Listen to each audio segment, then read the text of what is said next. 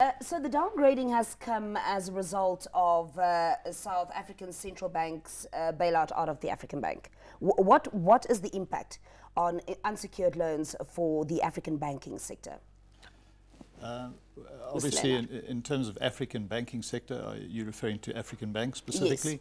Obviously, their exposure is heavily weighted towards consumers and individuals, and clearly unsecured by its very nature is high risk. And clearly, when the majority of your book is unsecured and you experience difficulties, you're in a very, very high risk environment. And I think as a result of some of the challenges in South Africa, particularly driven by some of the lengthy strikes there, you've found difficulty in consumers repaying debt, which has resulted in pressure. And obviously it got to a stage where the SA Reserve Bank had to intervene, and they were put into curatorship, and obviously there's been a bailout in conjunction with the central bank and the banking sector to try and protect as much as they can. Yeah.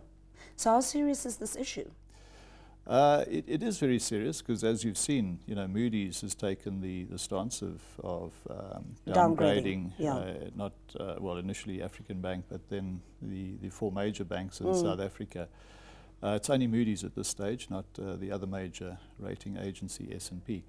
But clearly it does have implications, particularly for South Africa, and the question is how will it impact Namibia? Because clearly some of the banks here have affiliations with the South African banks.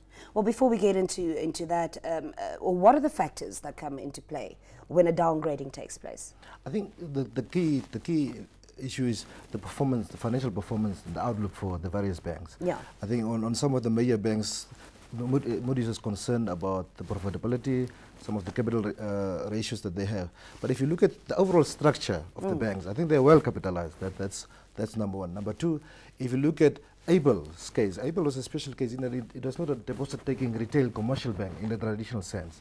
So it relied largely on wholesale funding and bond funding. So the rest there was, if there's pressure on the funding side, the bank will go under, hence the intervention of the central bank. But if you look at the numbers, I think unsecured lending is about 200 billion in South Africa. In Namibia, I think it's about 2.6 billion. But if you look at total commercial bank lending to private sector, in South Africa, that's about 2.3 trillion rands or Namibia dollars. So relative to that, it's less than 8% of the segment that is unsecured. Hence, I think our assertion that, or the SARB's assertion that the overall banking system is relatively stable. And Moody's acknowledged that in their rating as well.